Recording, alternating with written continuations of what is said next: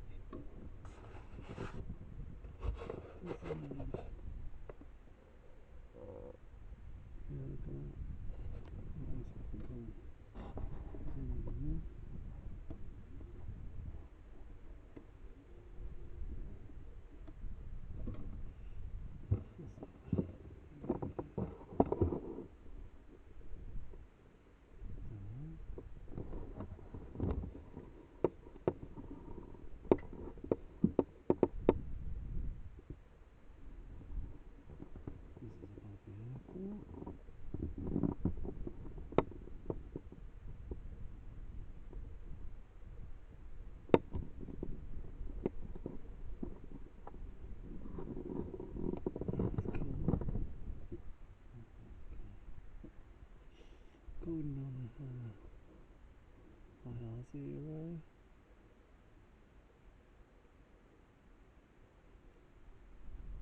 Nothing at all.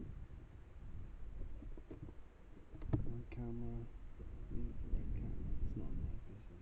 Nothing at all.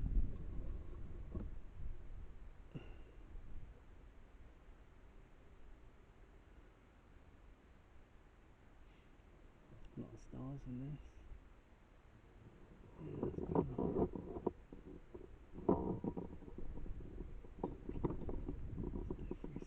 Yeah, it's cool. Stay 360 round. Oh, there's a lot of stars there. That's towards the road. That's the road home. This night vision's fantastic. You can see the stars.